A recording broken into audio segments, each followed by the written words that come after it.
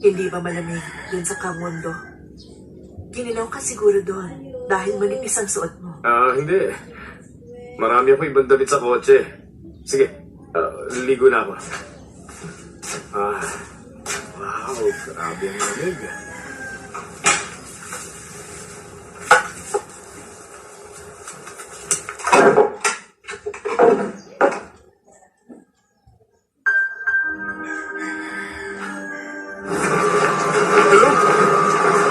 Hello, sino to?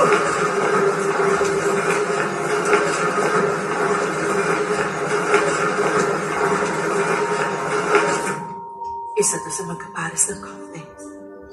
Pati yung initials pareho. Kung ganon, nandun rin siya sa lugar na yun. Sigurado akong may nangyayari dito.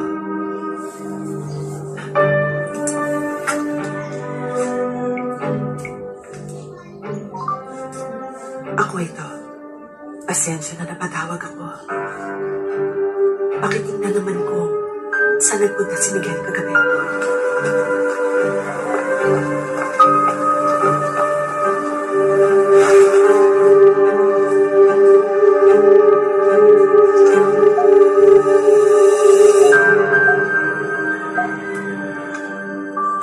Walang nakalagay na gangon. Buong araw siya nasa sol kahapon, ma'am. Nasaan siya kahapon ng mga oras ng hapunan? Miyong Ildo. Okay, sige. Maraming salamat.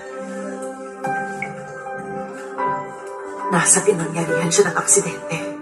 Pero ba't siya nagsisinungaling? May nahulog mula doon sa taas.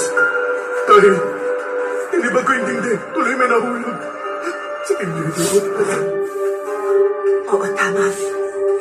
Kung team leader mo, si Jessa yun.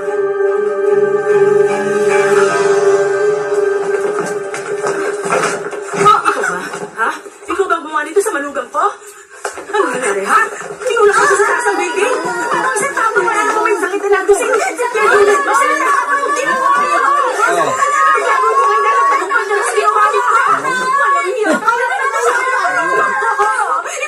Malapit na daw siyang magising sabi nito. I'm so sorry, ma'am. I'm so sorry.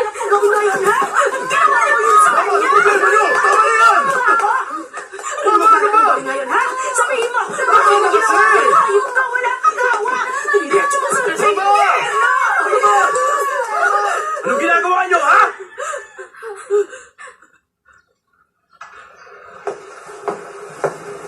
Kailan? Gusto niyo ba makulong dahil sa pananakit? Ba't niyo ginagawa yun? Wala kayong karapatang saktan siya! Tumigil ka! Ba't ka sumisigaw? Ba't hinahayaan mo saktan kanila, ha? Hindi ka marunong umiwas? Ba't hindi mo sila takbuhan? Sumama ka sa akin. Bitiwan mo ako!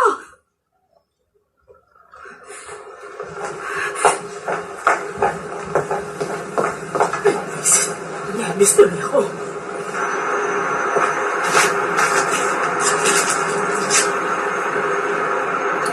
Tungkol dun. Tingin ko, nagkamali ako ng desisyon kanina. Hindi ito bagay na ginagawa ng isang tao. Hindi ko kayang panoorin na nililinis ni Manager Kim yung dumi niya iwan mo. So ano? Yung malapit ka ngayon para sabihin gusto mo nang bumaliktad? Gusto mo ba magutom alang-alang sa kapakanan niya?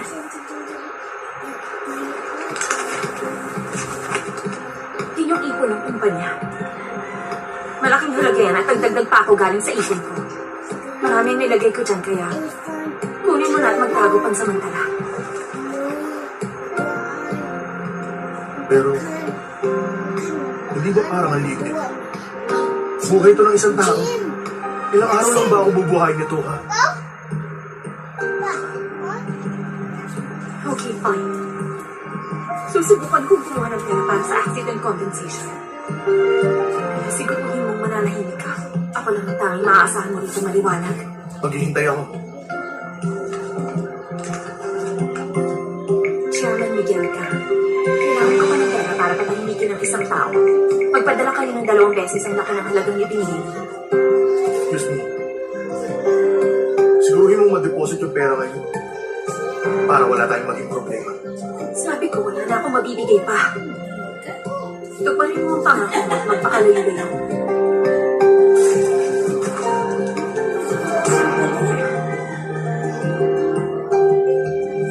Buisit na swimmer. Ano kaya nagkaroon ng asawang ganyan si May?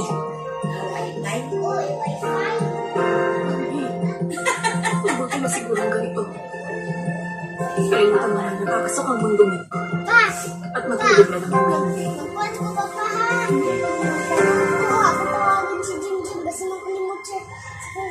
Uy, Nara, pagpuntos mandawi sila. Uy, Nara, Gastos ng perang ito, di ba? Kung babawiin natin, ang bahay na, Wala lagi. at bayaran lahat ng utang natin, hindi ito makakatulong. Pero totoo ko. Hindi. Oo, di ka sa wifi mo. Titriplayin ko ang halagan pa. Kaya huwag ka munang mamatay, okay? Kamawa, di ba po kamawa? I'm sorry. Isa.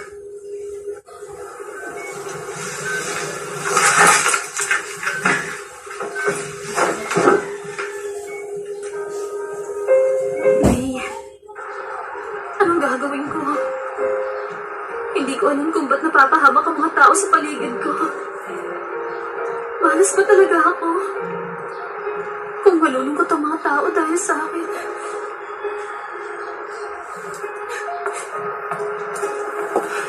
Bibigay ko ba itong panyo sa kanya? O dapat ako na mismo magpunas na? Ay, hindi, huwag na. Sobra naman yun.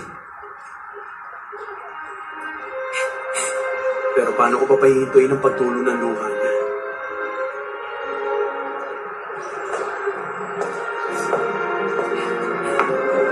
Hoy, pwede ba tumahan ka na?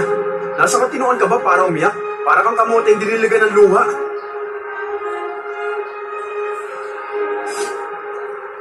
Hindi ko mapapatawad ang sarili ko. Pinangako ko sa Papa Director ko na magtatayo ako ng pinakamatibay na bahay sa mundo na hindi guguho ng ilang daan o libong taon man ang lumipas.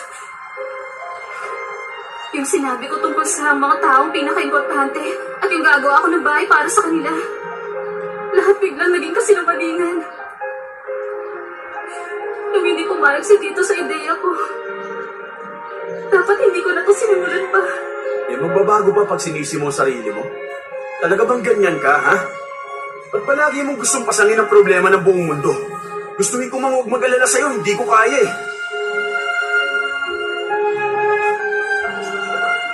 Tumayo ka. Lilibre kita ng makakain. Parang nangalahati na tuloy ang timbang mo. Huwag ka na makipagkita sa akin. Nagmamakaawa kung umalis ka sa harap ko. Kapag dumidikit ka sa mga katulad ko, maaari ka lang masaktan.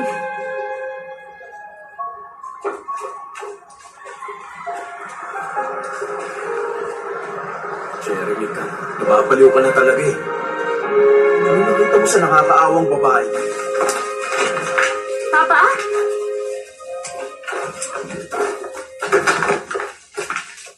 Papa, balita ko pinatitigil muna ng founder ng Munshin Group of Construction. Gusto rin niyang pag-isipan yung tungkol sa proposed library project ni Sawon. Anong gagawin natin pa? Samahan ko lahat ng to. Ipatigil mo ang lahat ng ginagawang construction. Honey, hindi pa alam kung anong sanhi ng aksidente. Huwag kang bigla-biglang magdidesisyon. Paghintay ka muna.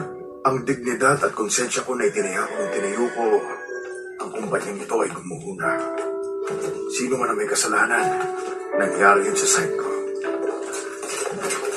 Ngayon sa bansang ito, wala na akong mukhang maiharap bilang isang arkitekto. Honey, honey. Honey, honey.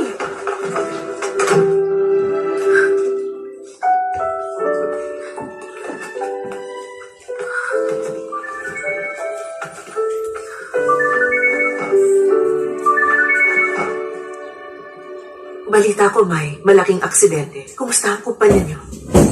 Wala lang yun. Uho pa rin yung balitang yun, kaya huwag na kayong mag-alala pa. Anong ibig mong sabihin wala lang? Balita ko may nanganganib na buhay dahil doon.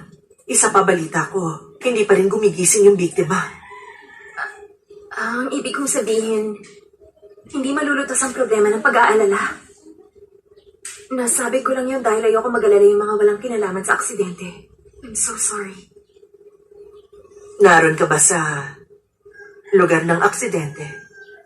Opo, ma'am. Ako kasi yung in charge doon. Tama. Mataas ang respeto ng founder ng Munshin Group kay Sawol Gyung. Kaya siya talaga yung in charge sa design ng project. At dahil wala pa siya masyadong experience, nagkaroon tuloy ng aksidente. Pero sandali. Ano yung mga sugat sa kamay mo?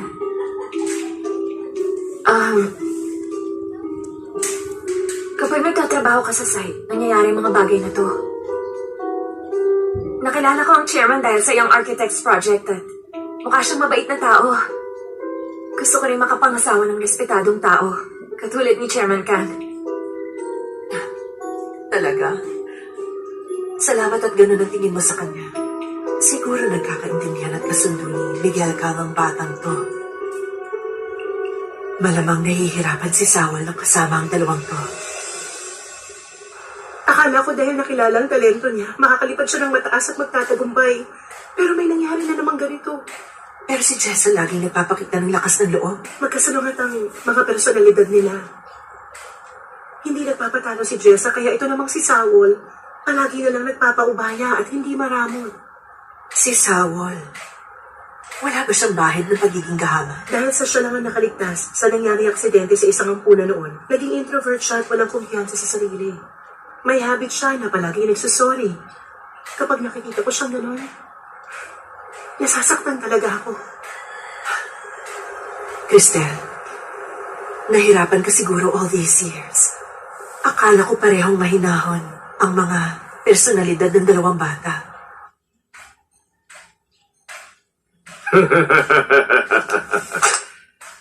Sabi nila kailangan mo magsagwan kapag tumaas ang tubig. Pagkakataon ko nang kunin ng lahat ng kontrata nila at wasakin ang kumpanya nila. Dapat kong burahin sila sa mundong ibabaw. Saktong-sakto to.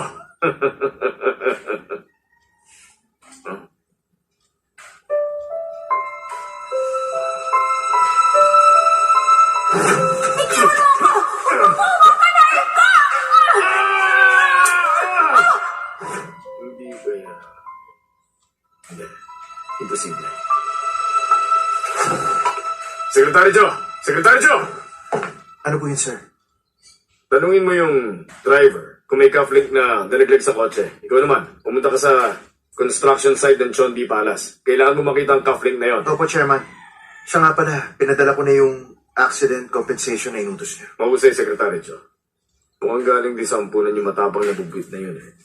Kaya kung bibigyan ko sila na sapat na pera na panggastos nila sa araw-araw sa buong buhay nila, aba siguradong piyesta sila ngayon. Papatay, gutom na yun. Papa, shareholders meeting na. Ha? May konting oras pa naman. Attend kasi ang top shareholder sa meeting. Pupunta siya na maaga para mangumusta sa ibang shareholders. Kailangan na natin pumunta ngayon, pa. Oh, talaga?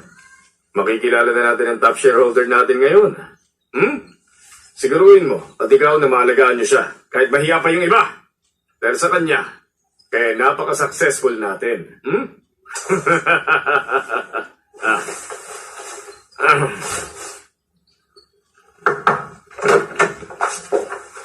Naku po, pasensya na, wala kaming galang. Kung nasabi niyo na maaga, di personal ko kayong sinalubong sa labas. Welcome po, sir. It's nice to meet you.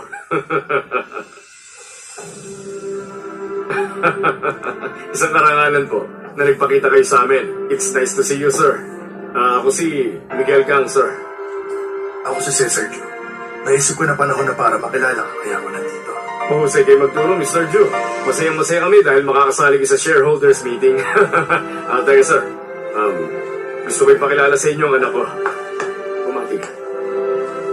Nice to meet you po, sir. Ako si Director Jeremy Kang ng Bogyong Group. Nice to meet you. Hindi ko alam kung paano ko tatanggapin ang mainit na pagbati niyo. Napaka-espesyal sa akin ng Bogyong Group. Kung hindi dahil sa Bogyong Group, wala ako sa kinalalagyan ko ngayon. Bakit, sir? May kung ano mang connection ba kayo sa amin? Soon, Mr. Kang. Malalaman mo rin. Magsaya muna tayo dahil nakita-kita tayo sa wakas.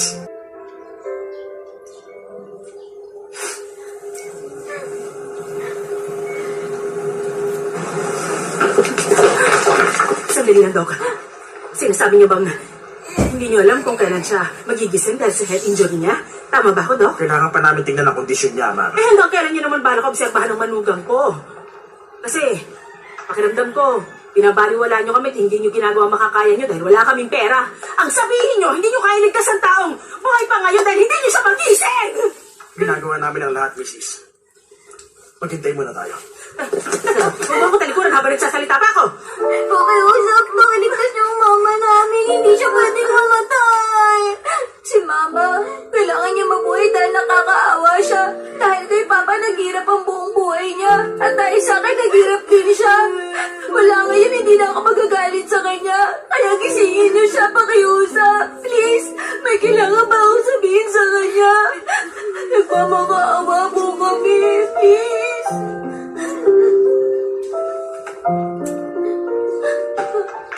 Ay, Diyos ko. Makamunta ka pa rito. Sinama ka na nga ng polis, diba? Dapat nasa kulungan ka na. Paano ka nakalabas, ha? Bumili ako ng makakain para sa mga bata. Hindi pa kayo kumakain, di ba? Mukhang masarap yan ah. Kung ano-ano na kasi yung nakikita ko dahil sa gutom. Lala ko naman kayong maging masama kay ate. Hindi niya alam kung gaano siya kabait.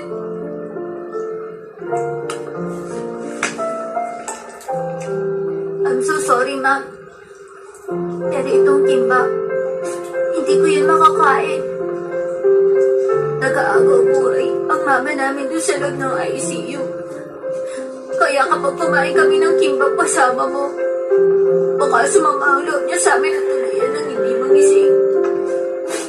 Carlo, sumama ka sa akin. Ako, kahit isa lang please. Malulungkot ba si mama?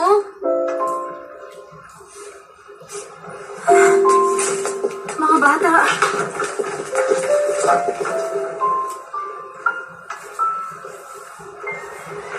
Umuwi na kayo. Kahit tulog pa siya, hindi kayo pwedeng pumasok. Kapag nagsasalita ako, naririnig niya tayo. Sige na. Kapag binuksan niya ang mga mata niya, kano kaya siya kalungkot? Ano sa tingin mo mararamdaman niya? Kung kayo kaya ang umuwi ngayon, Lola, kami na lang ang magbabantay dito. Kung gusto niyong umuwi muna, sige umuwi ka na. Kami nang bahala dito kay Mama. Batang to! Sumasagot ka na sa akin? Kapag may nangyari na katulad dito, makikinig kayo sa lola niyo! Hindi ko maintindihan na sa mga asawa niya. Isa na ba siyang balo ngayon? Wow, ayos ah. Nakakagulat. Ang ganda ng naging kapalaran ng manugang ko ah. Hindi ko naman magagawang sirain ang buhay niya ng ganyan. kahit anong mangyari, kailangan ko yung makuha.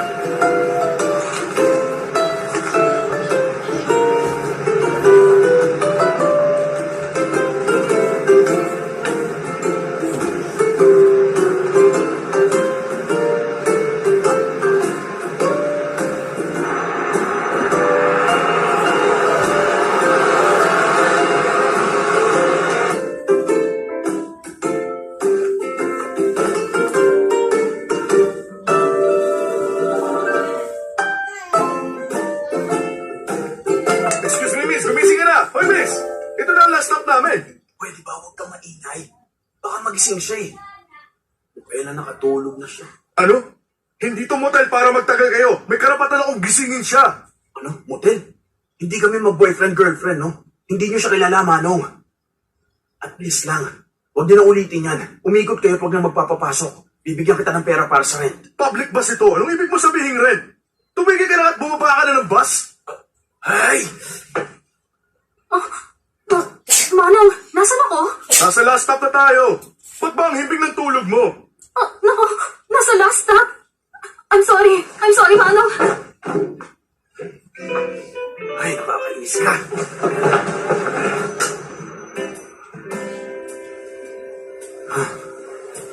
Sa Wolbyong ang buhay mo ay parang isang nakakaawang kamote. Ano ka ba? Sabi ko bumaba ka na ng bus, di ba? Hoy, huwag ka magbingi-bingihan! Bingi? Ay, sumusobra na kayo, Manong, ha?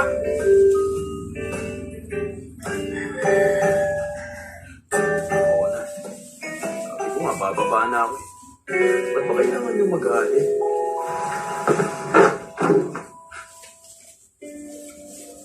Sigurado kung nasa pinangyarihan ng aksidente si Miguel.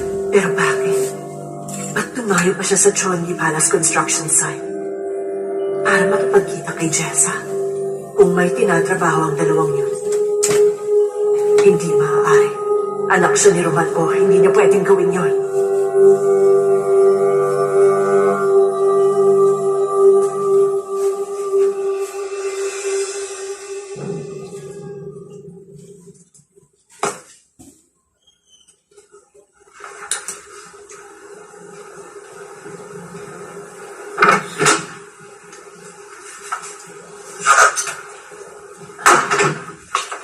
Honey, may nilabas akong bagong suit para sa'yo. Isuot mo. Itong cufflink na to. Saan mo nakuha to? Paano napunta sa ito? Dumaan si Jessa o kanina at binigay niya yan sa akin. Hindi ba sa'yo yung cufflink na yan na may initials ng pangalan mo? Binigay ka mo ni Jessa O ang cufflink na to sa'yo? Oo. Pinapunta niya ako sa Chongi Palace construction site at ibinigay niya yan. Sa'yo raw yan. John B. Palace Construction Site?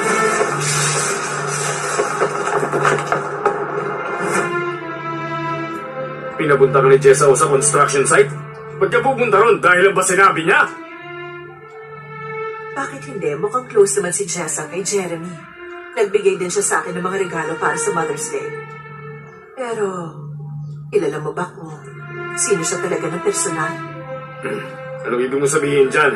Nagilaw lang ako sa kanya ng ilang beses sa Gangnam competition. Baka nga kilala mo ang batang yon.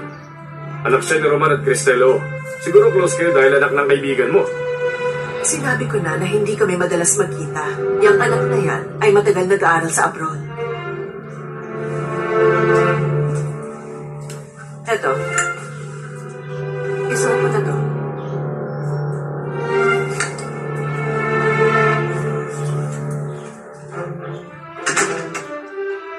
Isip. Kung walang piyara. Ba't niya ibinigay yung cufflink sa asawa ko? Sinasabi niya bang ilalantad niya na patago kami nag-uusap?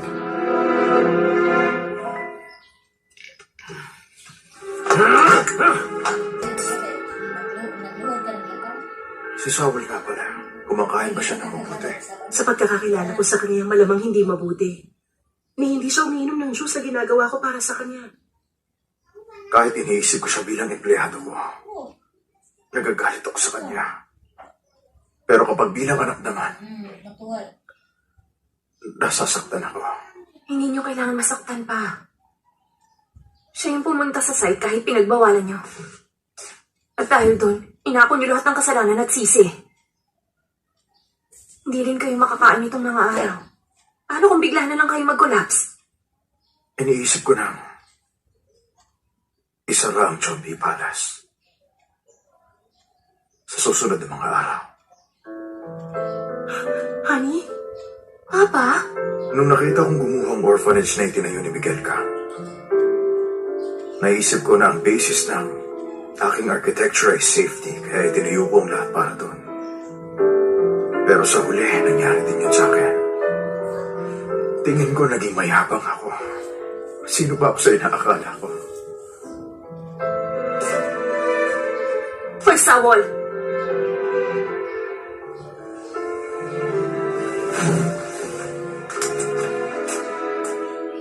Alam mo ba kung anong lagay ng kumpanya natin?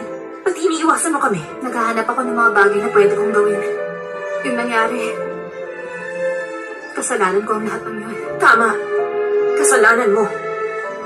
Matapos ka maging sanhi ng malaking aksidente, Ba't hindi ka man lang nagsasorry sa akin? Okay, Papa, wala ka talagang kwenta. Pumunta sila upang maghanap at magsamsam ng mga dokumento. At baka hindi na makapagtrabaho si Papa kahit kailan. Sabihin mo ngayon kung paano mo pananagutan ang ginawa mo. Tama na yan, Jessa. Ako ang in charge sa buong construction. Huwag mong isisi ang lahat kay Sawan. Tama. Una sa lahat, ipagdasal natin na magising yung biktima. Iniimbestigahan ito ng mga pulis at hindi magtatagal, pwede na natin panagutan kung anong pagkakamali natin. Dahil lagi niyong pinagtatakpan si Sawol ng ganito.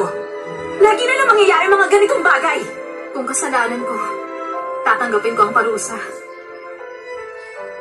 Wala akong intensyong takasan yun. Ano man ang kaparusahan ko, handa akong tanggapin lahat yan.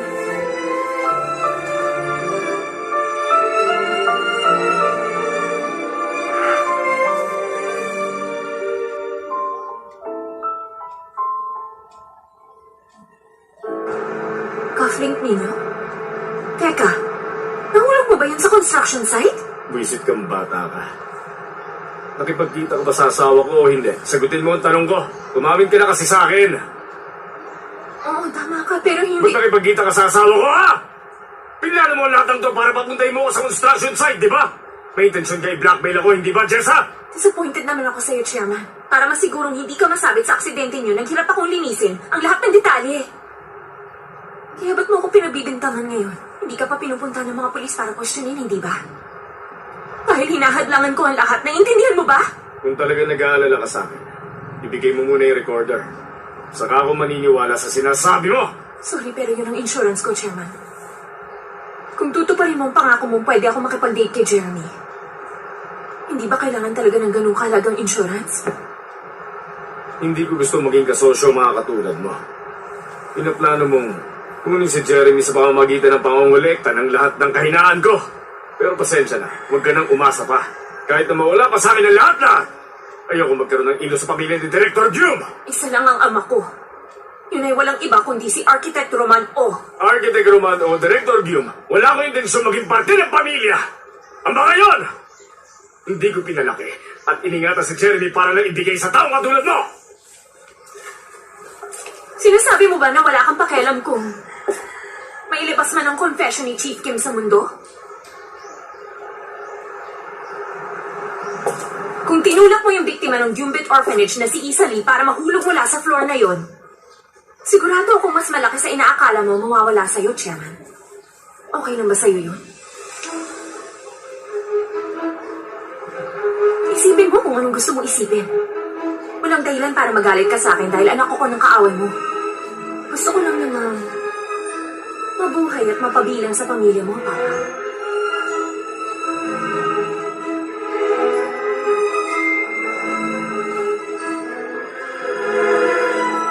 Sigurado kung may ginawa silang dalawa para mahulog sa bitan nila si Sawon.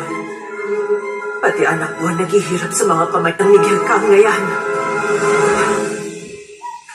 Yan, okay. Hindi pwedeng malagyan ng sabon ng mata mo, kaya itikip mong mabuti.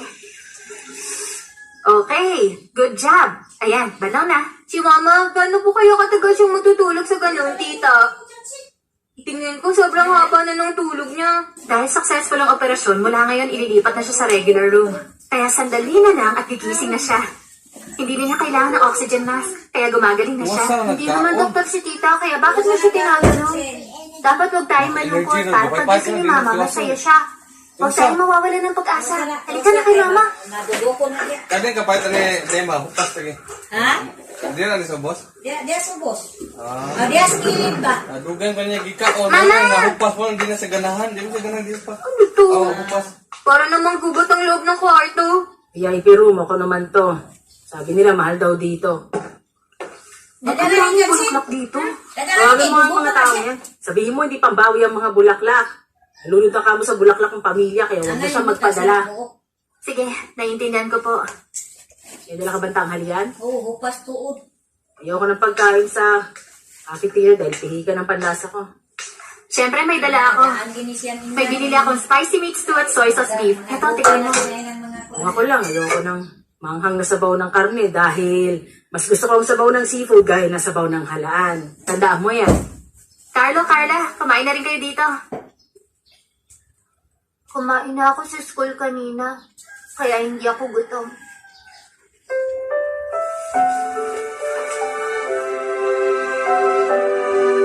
Mama, buksan mo na ang mga mata mo. Hindi mo ba kami namimiss? Ma, hindi ko na kailangan kumuha ng English class.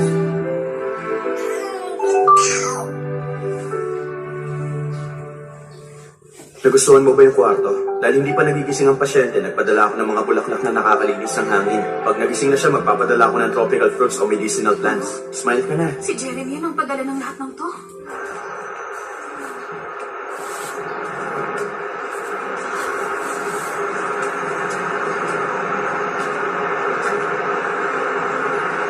Imposible talaga.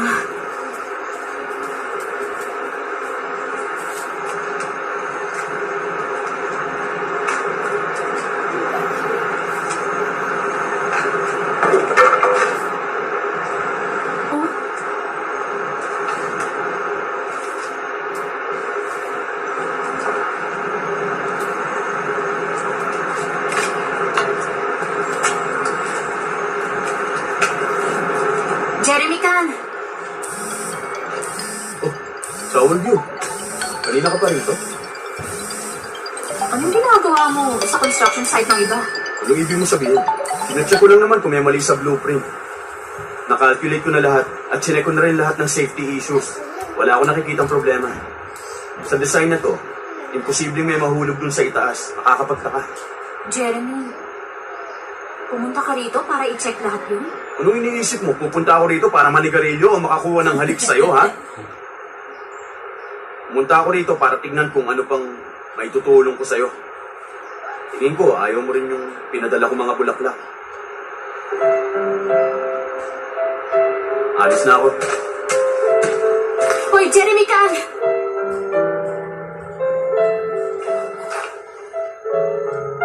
Ba't mo pinahihiya ang taong gusto umiyak? At ba't ka rin nakikisaw sa bagay na wala ka namang kinalaman? Nagagalit ka ba sa akin ngayon? Ano na naman mang ginawa ko sa'yo, ha? Nang tumira ako sa ampunan, alam mo ba kung anong pinakamahirap? Yung umasa, yung maghintay, yung magkagusto sa isang tao. Kung gaano ito nakakapagod sa isang tao, paano maiintindihan yun ang anak ng isang mayaman? Pwede ba lumayan mo na ako? Ba't ka ba nakikialam sa lahat ng ginagawa ko at kinukulo ang puso ko?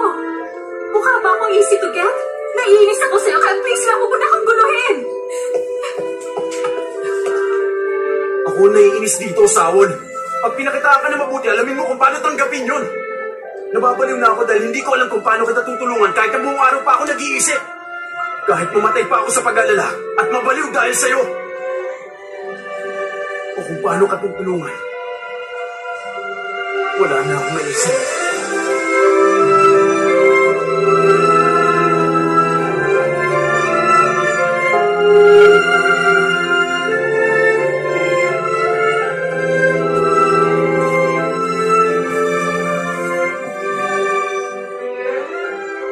Interesado ka rin kay Jeremy Can, tama ba ako?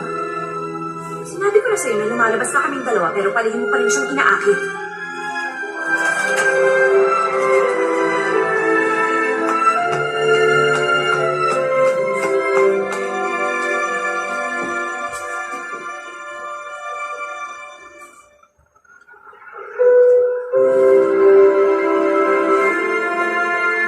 Saul. Pakiramdam ko, mahal mo.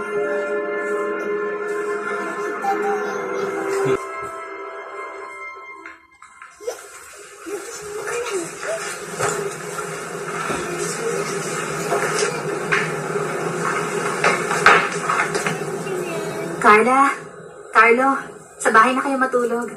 Gising na, ihatid ko na kayo. Walang tao sa bahay namin, ate. At mas okay na kami dito. Sasamahan namin si Mama.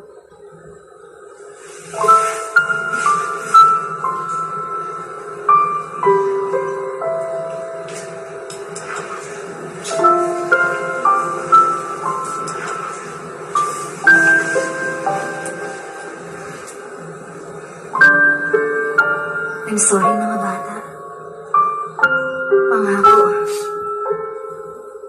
Gagaling ang mama niyo, okay? Igising din siya.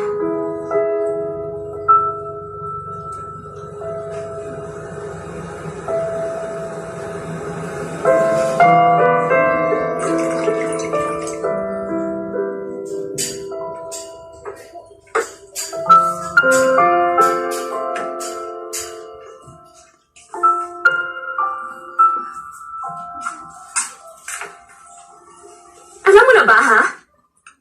Nag-file na ng closure ng office si Papa.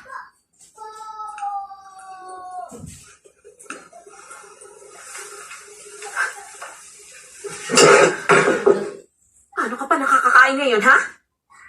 Si Papa nga hindi makakain o umiinom man lang ng tubig ng buong araw. For 17 years, trinato ka naming pamilya. Tapos eto ka ni hindi ka nakukonsensya sa ginawa mo?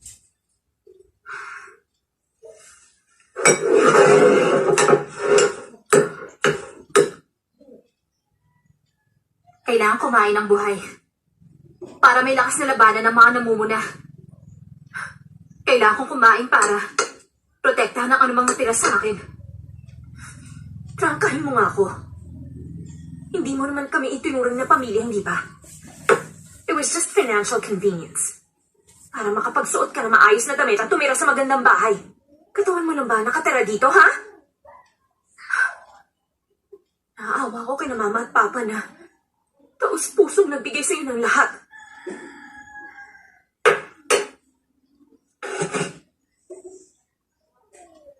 At least alam mo na yan ngayon.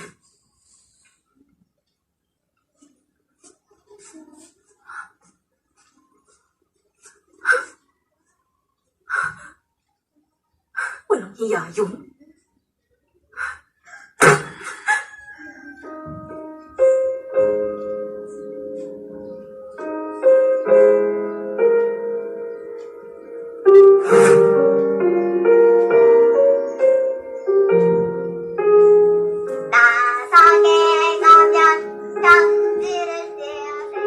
Hindi naman tayo magsisiwang-hiwalay, di ba? Tayong Three Musketeers, magsusolo ka ba? Nakakita ka na ba ng karayom na walang sinulit?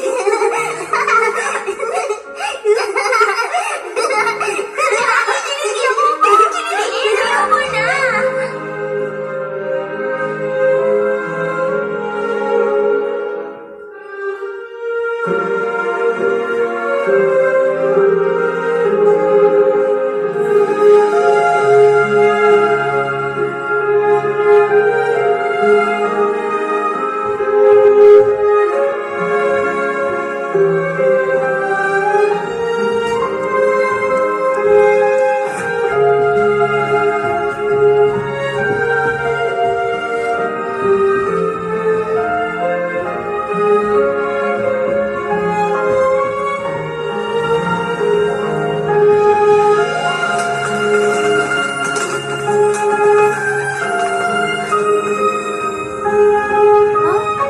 Isa pinakay?